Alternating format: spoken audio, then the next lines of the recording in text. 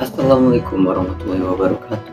Saya Muhammad Zakianan akan menemani pemirsa untuk memberikan informasi dan segudang berita dalam negeri. Baiklah, saya akan menyampaikan berita pertama, yaitunya Galodo yang terjadi pada tanggal 15 Mei 2024, yang dimana Galodo ini memakan korban, 61 korban dan 14 dinyatakan hilang.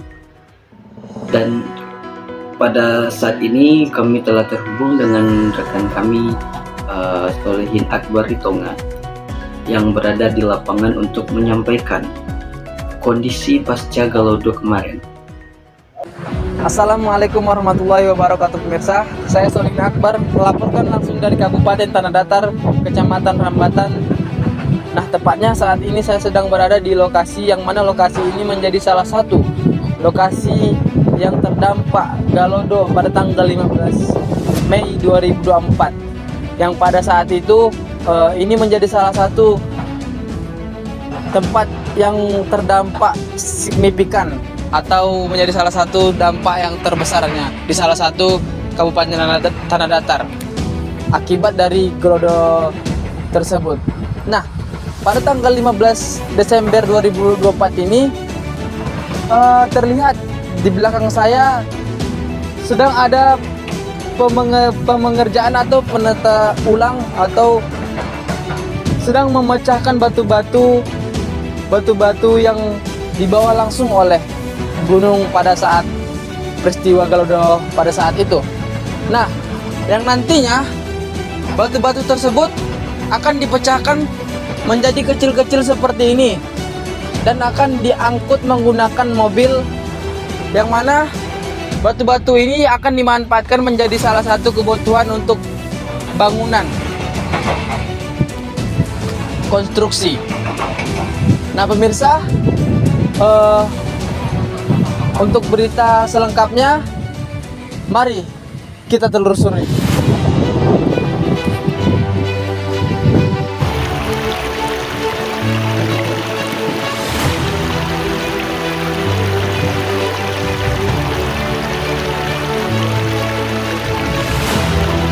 Menjadi salah satu wilayah yang terdampak signifikan, Panti, Kecamatan Rambatan, Kabupaten Tanah Datar kini semakin bertahap untuk perbaikan kerusakan-kerusakan yang diakibatkan banjir bandang Galodo pada saat itu.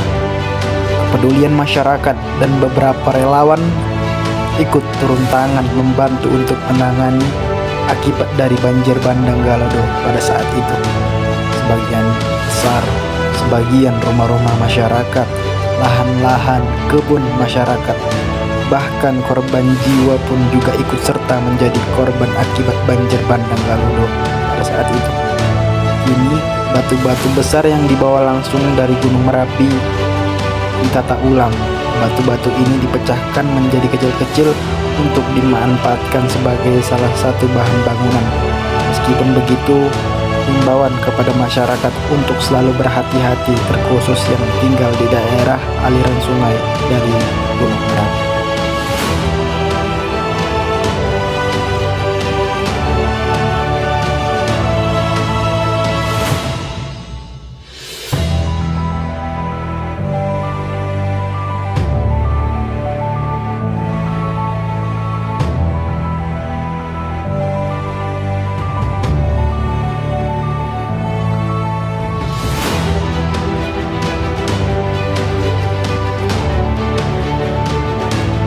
Nah pemirsa, itulah berita yang bisa saya ambil atau yang bisa saya dapatkan pada hari ini.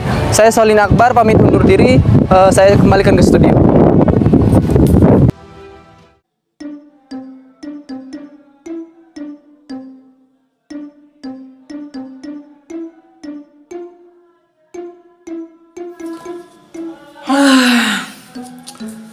Bosan banget nih, tugas banyak, mana besok harus dikumpulin lagi. Duh, gimana ya cara ngilangin ngantuk nih? Tugas masih banyak nih harus dikerjain. Oh iya, aku kan punya kapal api. Ha, ini dia guys, kopi saset yang worth it untuk kita minum di saat lagi belajar. Tuh kan sering ngantuk tuh. Nah, ini dia solusinya untuk ngilangin ngantuk. Pas kita seduh nanti, coba, ayo kita seduh. Yuk, ikutin aku cara bikinnya. Nah guys, pertama-tama kita buka dulu bungkusnya, terus kita tuang ke dalam cangkir. Kalau dituang guys, jangan lupa guys panasin air dulu. Kita tunggu sampai airnya matang ya.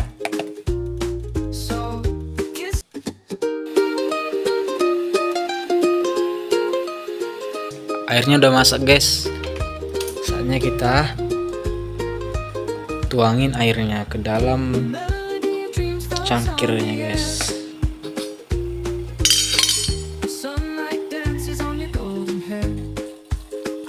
Wow, mantap guys.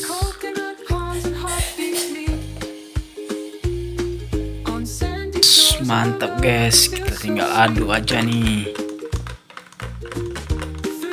Aduk terus guys sampai gulanya larut.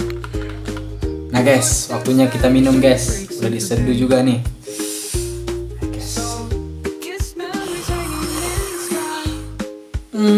Menyala banget guys. Ngantuknya gitu langsung hilang gitu. Worth it banget sih kalau kita minum di saat lagi bosan atau bikin ngantuk gitu ketika lagi belajar. Dengan harga yang terjangkau bisa kita beli di toko terdekat dengan harga 2000-an aja guys. Kita udah bisa, ini udah bisa membantu kita guys untuk menghilangkan ngantuk di saat belajar. Nah, kalau gini aku kan bisa belajar dengan semangat lagi untuk besok mau ujian juga nih. Nah guys, intinya kalian jangan lupa beli kopi Kapal Api.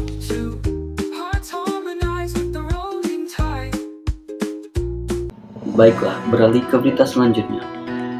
Masjid Raya Lima Kaum adalah masjid tertua yang ada di Indonesia. Karena masjid ini berdiri pada tahun 1693. Gimana informasi selanjutnya? Inilah liputan wawancara dengan pengurus Masjid Raya Lima Kaum.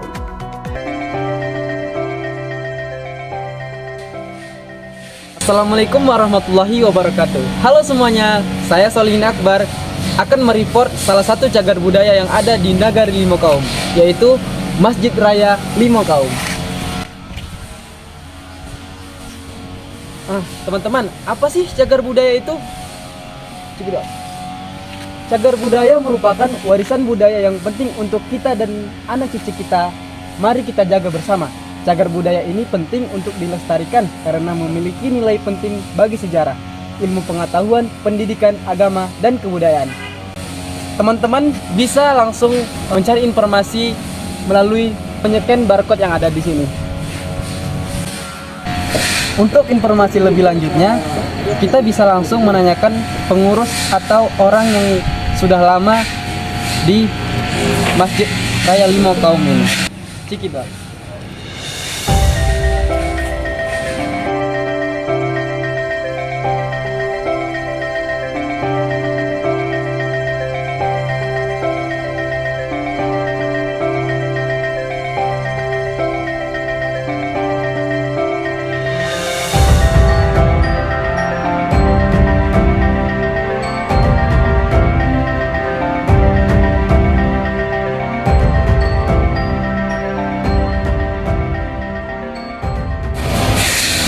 Nah Pak, bagaimana sih berdirinya Masjid Raya Lima Kaum ini? Ini tokohnya yang bernama Abdul Jalil Khatib Sulaiman. Tokoh pendiri masjid. Tonggak-tonggak ke dibawa dari Kecamatan Tanyangni ke Tabuna. Dari situ tarik baju-baju kontoroyong kemana. Tadi sama-sama. Kalau udah tabore rasunya dek masyarakat mailonya tuh nanya Abdul Jalil Khatib Sulaiman tadi katonggak kakak ipar ringan bawa satu lagi ini seorang orang keramat ini masih ada kuburannya di sekitar 200 meter dari situ kok berdiri mas Haji yang ketiga kalinya yang pertama itu di daerah Balai Batu, yang kedua daerah Tigo Tumpuk, yang ketiga Siku. Nah Siku kok terletak di tengah-tengah negari 5 kaum. Dan jumlah tonggak sadonya 121 melambangkan sebanyak itu nenek mama dan adu di negari 5 kaum. Kalau jendelanya 28 melambangkan sebanyak suku yang ada di negari 5 kaum. Lenggeknya 5. Nah itu melambangkan negari 5 kaum itu terdiri dari 5 kaumnya. Dusun Tuwo, Parelobur, Piliang, Kuburajo, Balai Batu. Kalau hari Jumat itu hanya ganti-ganti itu. Ini kaum Dusun Tuwo, nah, ada imamnya dia, ada khatib, ada muazzin, ganti-ganti dari itu. Jadi kali 5 tadi, 5 kaum nak, 5 boleh ulang. Nah jadi tuangku 5 boleh namanya. Kalau dulu segala kegiatan nagari di siku satu. Pokok ada kegiatan masyarakat lah. Di siku sampai berkumpul-kumpulnya atau rapinya di siku ada. Kalau Kira-kira pada tahun berapa tuh Pak? tahun 6 balik 93. 63 balik. Oh lah, berapa abad ya Pak? Oh lah lebih dari 3 tahun. Jadi Digunakan untuk berdakwah. iya. Ada pengajian tiap seminggu ada, bulan subuh ada, remaja masjidnya ada, jemaah yasinnya ada, BKMT-nya ada. Peran masyarakat di situ Pak sampai bisa menjaga dan melestarikan masih tahan sampai sekarang Pak. Masih tahan. Bertahan ya. Sebab rasa memilih masjid ini sangat kuat. Jadi rasa kegotong royong masyarakat itu masih kuat. Sampai sekarang. Baik yang di kampung maupun yang di rantau. Jadi bantuan itu ada yang di rantau di bawah, ada dari masyarakat di kampung. Berarti orang di sini masih dipersatukan karena masjid ini ya, Pak. Apalagi ini cagar sudah jadi cagar budaya. Ya. Dulu tidak pernah diupakan kalau jauh ikut, misalnya melantai pun Ikhlas. gotong royong. Nah, beko dan ibu-ibunya mantan nasi kemari untuk makan tukang. Mau beli yang doa, kayak mantan nasi kemari itu, waktu melantai itu. Sebab itu kuenya persatuan tuh, pejalan kaki kemari itu, mado tuh. Tahun 70 tu. Godang hati ibu tu mantan nasi kemari itu.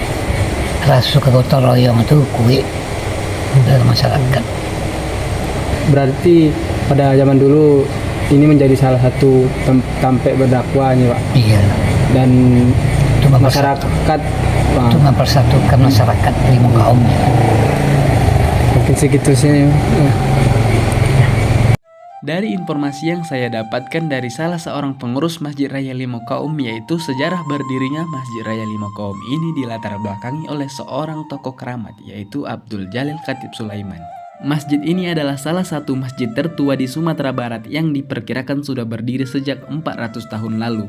Dengan arsitektur yang mencerminkan kekhasan budaya lokal yang sudah kuno dan wajar saja karena memang pembangunan masjid ini terjadi jauh sebelum kolonialisme Belanda masuk ke Sumatera. Penampilan atap masjid tersebut menyerupai pagoda, bertumpuk-tumpuk mulai dari atap bawah hingga yang paling kecil di atasnya.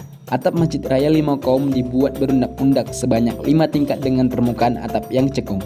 Bentuk itu melambangkan perpaduan antara kebudayaan Hindu-Buddha dan peradaban Islam. Bagian interior menampilkan sisi antik dari Masjid Raya Limakaum. Kayu-kayu yang menjadi bahan pembuatan tiang-tiang ini mulanya ditebang oleh warga sekitar dari hutan-hutan terdekat. Mereka lantas bahu-membahu untuk menggotong seluruh batang pohon ke lokasi pembangunan masjid. Bahkan perlu waktu 1 tahun lamanya untuk memindahkan semua batang kayu dari hutan hingga ke lokasi. Adapun tonggak-tonggak yang berjumlah 121 yang melambangkan sebanyak itu nini mama yang ada di Nagari Limakaum. Masjid Raya Limakaum ini ditetapkan sebagai cagar budaya nasional di seluruh provinsi Sumatera Barat. Masjid Raya ini menjadi saksi tempat berdakwah, pengajian, dan tempat penyebaran ajaran agama Islam oleh tokoh-tokoh ulama-ulama pada saat itu yang juga mempersatukan adat dan agama. Maka masyarakat pun dipersatukan dengan bergotong royong dan sampai bisa merawat dan melestarikan bangunan masjid. Dan sampai sekarang masih digunakan untuk beribadah, mengaji anak-anak, dan penggelaran ceramah-ceramah. Hingga sampai saat ini juga Masjid Raya Limakaum menjadi sebuah salah satu peninggalan bersejarah di Nagari Limakaum, Batu Sangkar. Nah guys, mungkin segitu aja kesimpulan yang bisa kita dapat. Assalamualaikum warahmatullahi wabarakatuh. Baik, itulah informasi mengenai Masjid Raya Limakaum, masjid yang tertua di Indonesia. Kita akan beralih ke berita selanjutnya. Kita beralih ke berita santai. Ayam geprek adalah makanan favorit untuk menemani makan siang pemirsa. Warung Puncak adalah tempat favorit dan viral di daerah Batu Sangkar. Selain rasa harganya yang receh, tapi rasanya tidak recehan. Inilah keseruan makan di Warung Puncak, ayam geprek menu favorit mereka. Nah pemirsa, berhubung hari udah siang nih, enaknya kita cari makan nih. Nah, aku ada salah satu tempat makanan yang worth it nih untuk menemani makan siang Anda di salah satu Kabupaten Tanah Datar nih. Kalau lagi laparnya kita bisa makan di sini nih. Ayo. Ini dia warungnya guys. Nah, kita udah pesan nih guys, makanan terfavorit, salah satu makanan terfavorit di Warung Puncak nih guys. Nah, orang Batu Sangkar. Nah, ini dia guys makanannya. Dia lagi ayam geprek dari Warung Puncak Batu Sangkar. Yuk kita coba. Nah, yuk kita cobain dulu guys makanannya.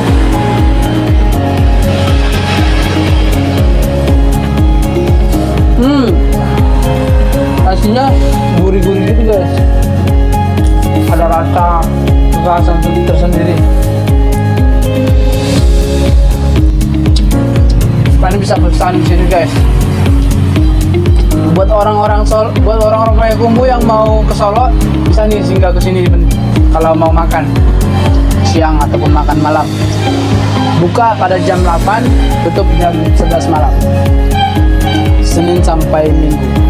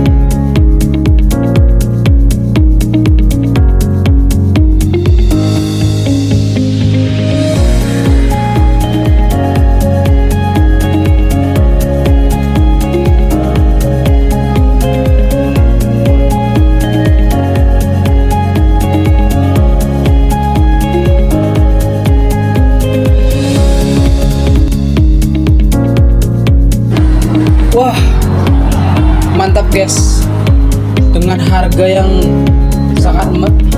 sangat terjangkau, kita bisa makan mengisi perut kita dengan kenyang dengan menu utama di warung puncak. Worth it banget sih untuk kalian para orang-orang yang berada di sekitaran wilayah ini maupun yang melintasi jalur ini. Buat warga-warga Batu Sangkar, it's the best. Lihat semua. Nah guys, intinya kalian jangan lupa ya guys, mampir ke warung puncak ini guys, makan dan nikmati menu utama dengan harga yang terjangkau. Menu utamanya itu ada geprek guys, kalian bisa. Baik, berita selanjutnya bagi kalian yang ingin pergi liburan dan mengisi hari liburan, mungkin lapangan Cindomato bisa menemani hari liburan sekolah maupun kerja. Selain bagus, lapangan Cindomato adalah destinasi favorit kita, yaitu di Batu Sangkar. Inilah cuplikan lapangan Cindomato. Assalamualaikum warahmatullahi wabarakatuh. Selamat pagi menjelang siang pemirsa. Saya Solihin Akbar ingin mengajak Anda mengenali lebih dekat salah satu pusat kebanggaan masyarakat Batu Sangkar, yaitu lapangan Cindomato.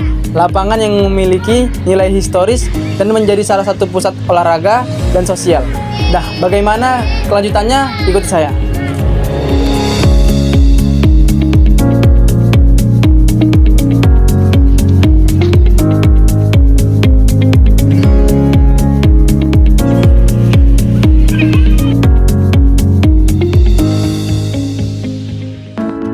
Lapangan Cindomato terletak di pusat kota Batu Sangkar, Kabupaten Tanah Datar, Sumatera Barat. Lapangan ini tidak hanya sekedar tempat untuk berolahraga, tetapi juga menjadi simbol kebersamaan bagi masyarakat setempat. Lapangan Cindomato ini sudah menjadi tempat berkumpul warga sejak lama. Selain digunakan untuk kegiatan olahraga seperti sepak bola dan bulu tangkis, di sini juga sering diadakan acara-acara komunitas seperti pasar rakyat dan event-event seni budaya. Seiring berjalannya waktu, lapangan Cindomato pun semakin berkembang. Pemerintah daerah setempat terus melakukan perawatan dan perbaikan fasilitas agar lapangan ini semakin nyaman digunakan oleh berbagai kalangan. Tak hanya sebagai tempat olahraga, lapangan Cindomato kini dilengkapi dengan berbagai fasilitas pendukung seperti jogging track, taman hijau, dan area bermain anak-anak. Hal ini menjadikan tempat yang ideal untuk menghabiskan waktu bersama keluarga, terutama di akhir pekan.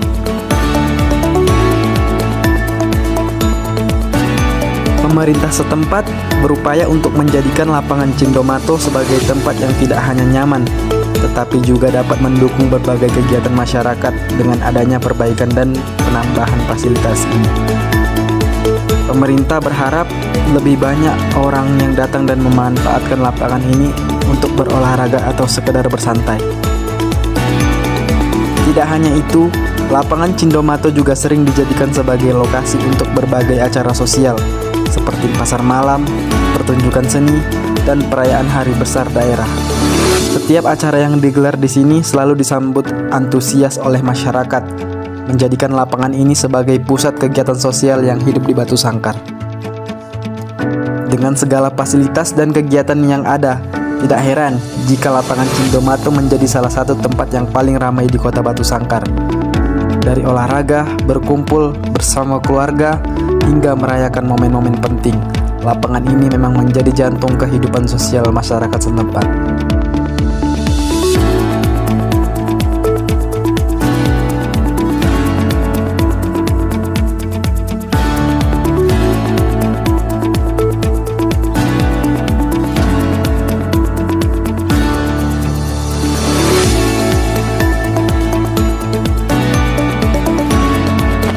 Nah guys, gak hanya lapangan Cindomato tuh yang menjadi salah satu pusat kegiatan pengunjung warga Batu Sangkar nih guys.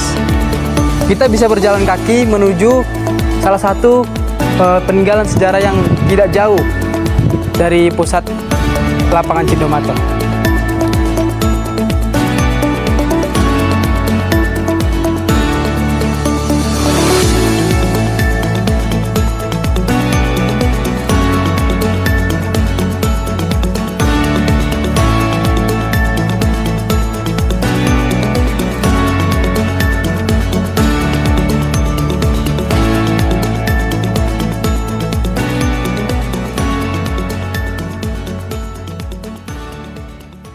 Nah, pemirsa, itulah kondisi maupun situasi yang ada di sekitaran lapangan Cindomato. Saya Solin Akbar, saya kembalikan ke studio. Real Madrid unggul di pertandingan La Liga melawan Sevilla 4-0 yang membawa Real Madrid ke peringkat nomor 2 klasemen. Yang puncak klasemen saat ini dikuasai oleh Atletico Madrid. Inilah cuplikan pertandingan Real Madrid melawan Sevilla.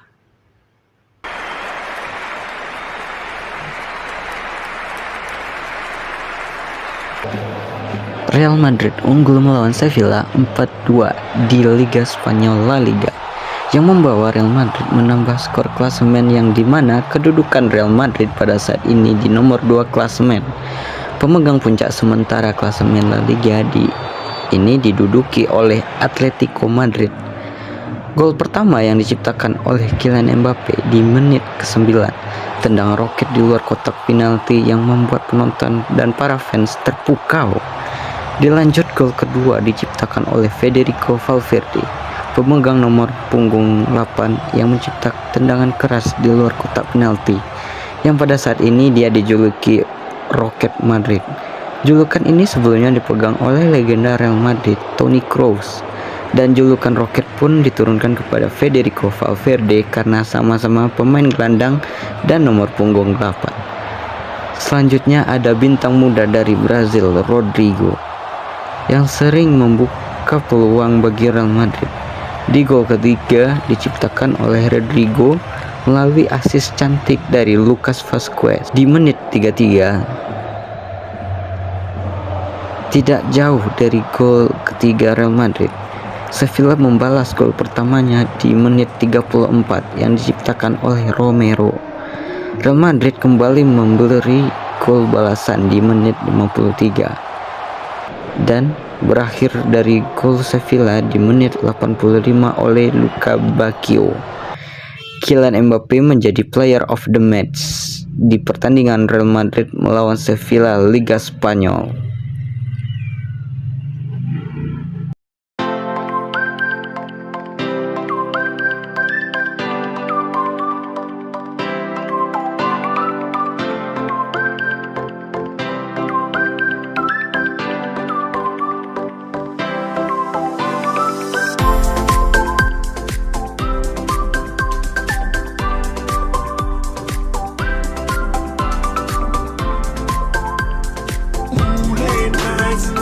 Earphone JBL Phantom Bluetooth. Earphone JBL Phantom Bluetooth ini adalah earphone tanpa kabel yang hanya terhubung dengan Bluetooth. Tanpa harus risih memakai earphone kabel, earphone ini juga memiliki sensor atau pause, play, dan ada sensor untuk membuka asisten Gemini. Hal ini sangat membantu kita selain mendengar musik dan bisa membuka aplikasi tanpa harus membuka handphone. Harganya pun murah dan bisa beli di online shop. Earphone JBL Phantom, ciptakan duniamu.